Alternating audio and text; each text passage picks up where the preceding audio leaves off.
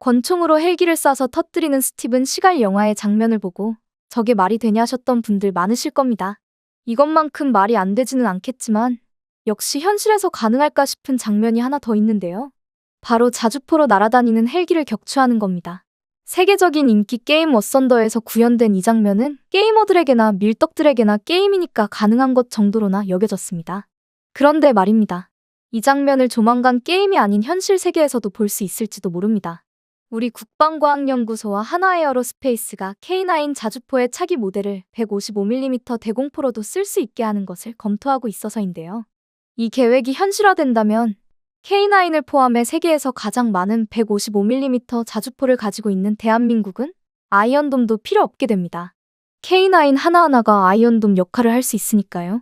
안 그래도 세계 자주포계의 베스트셀러로 군림하고 있는 K9을 더 무시무시하게 만들려고 하는 이 계획에 대해 자세히 알아보겠습니다.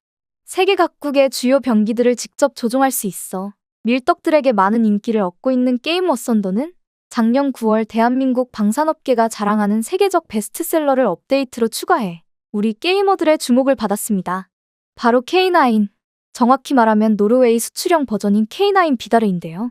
유압 서스펜션을 활용한 뛰어난 기동력과 전방위의 장갑을 둘러서 강한 방호력, 곡사와 직사를 가리지 않는 화력 등 실제 K9의 특성을 잘 구현해 화제가 되었습니다.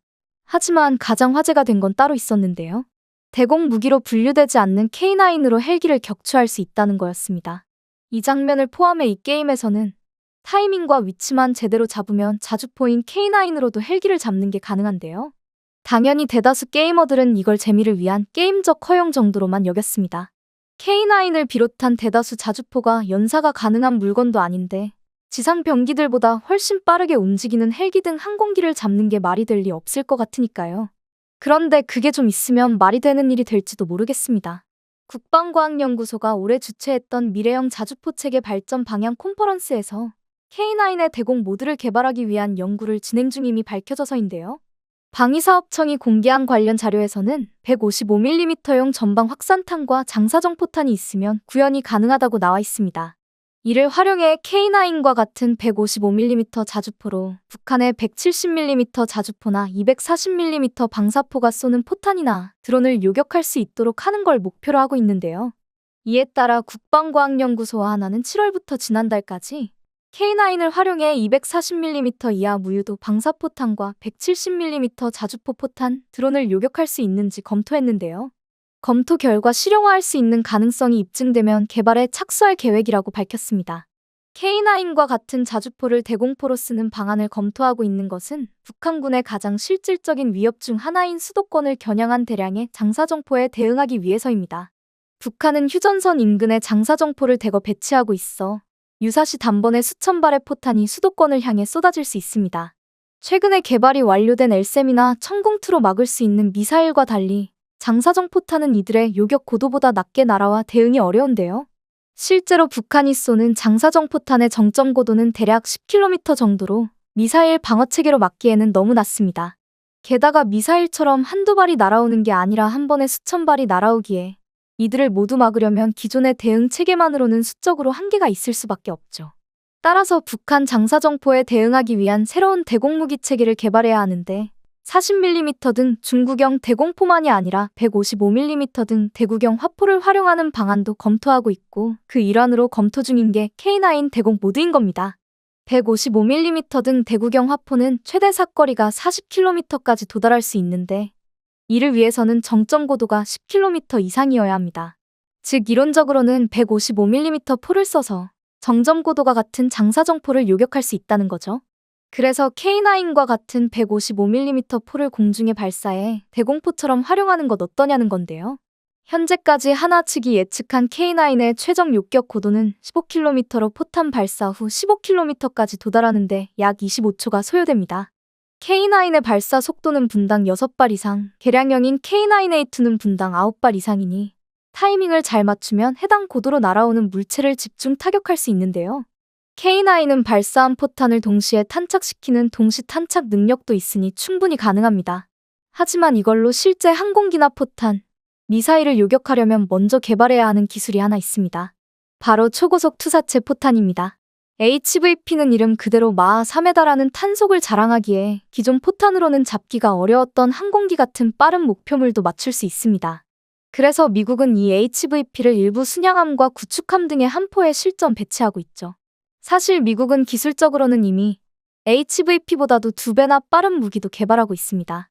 영화나 게임 등을 통해서도 알려진 레일건인데요. 레일건은 투사체를 무려 마하 6의 속도로 날릴 수 있기에 이론상으로는 무시무시한 파괴력과 탄속을 자랑합니다. 그러나 이름에서 말해주듯 발사를 위해서는 긴 레일이 있어야 하고 전력도 공급되어야 하기에 포와 같은 형태로 활용하려면 무지막지한 발전량이 필요하다는 치명적인 단점이 있습니다. 레일을 써서 발사한다는 특성상 연사 속도가 너무 빨라지면 레일이 못 버틸 수 있다는 문제도 있고요. 그래서 미국은 레일건 개발보다는 HVP 개발에 역량을 집중하고 있는데요.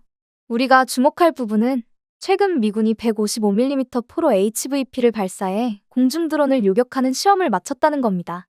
미국은 최근 추진하고 있는 다목적 포병 프로그램이 155mm 차륜형 자주포로 항공기와 미사일을 격추할 수 있는 프로토타입 제품 구매 입찰을 발표하는 등 포의 대공 능력을 중요하게 여기고 있는데요.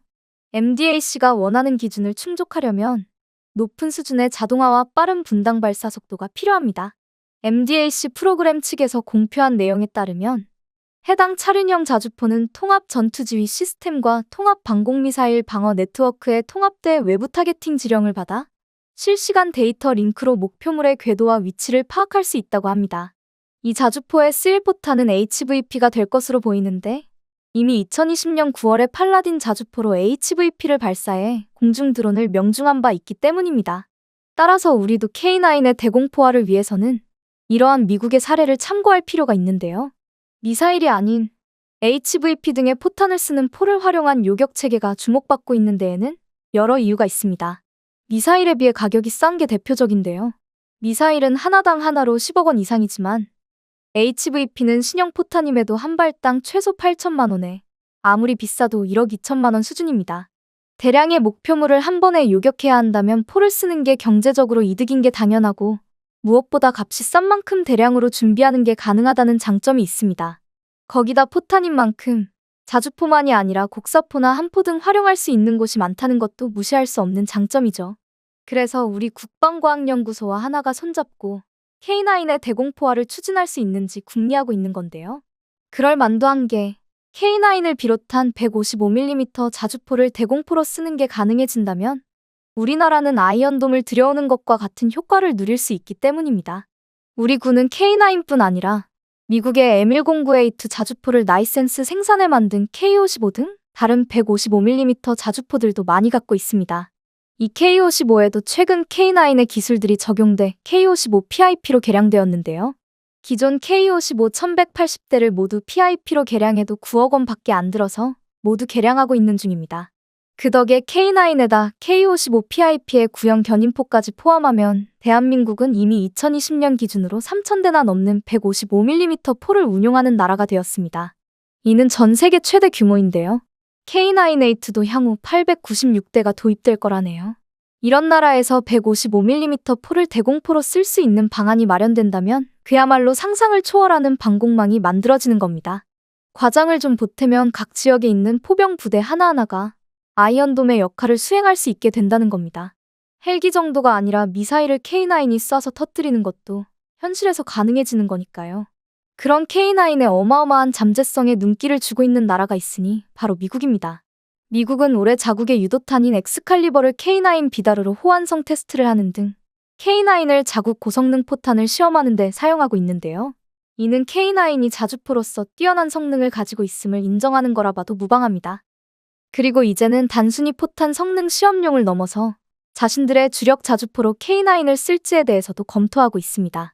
여러 사정으로 인해 기존의 주력 자주포인 팔라딘을 대체할 자주포를 자체 개발하는데 실패해온 미국은 올해 3월 차세대의 자주포 자체 개발 계획을 중단하고 기존에 이미 개발된 자주포를 도입하는 걸로 노선을 바꿨는데요. 그 유력한 후보로 K9이 거론되고 있습니다. K9은 2022년 9월에도 미 육군 유마 사격장에서 실사격 훈련과 기동 시연을 해 미 육군이 쓰는 포탄과의 호환성을 이미 증명했기에 가능성이 충분히 있는데요. 마이클 스미스 하나 디펜스 USA 법인장은 K9은 세계에서 가장 검증된 자주포 솔루션으로 장거리 화력 성능은 물론 유무인 복합 운용 기술 적용도 가능해 미 육군의 요구 성능에 가장 부합할 것이라고 자신했습니다. 세계 시장에서 가장 사랑받는 자주포인 K9은 이제는 게임이나 영화에서나 나오던 모습을 현실에서도 구현하기 위한 준비까지 하고 있는데요. 그 덕에 대한민국은 아이언돔 없이도 아이언돔과 맞먹는 효과를 전국 방방곡곡이 누릴 수 있을 것으로 기대되고 있습니다. 거기다 미국 진출까지도 눈앞에 두고 있죠. K9이 앞으로 어떤 놀라운 모습을 보여줄 수 있을지 기대가 되지 않을 수가 없습니다.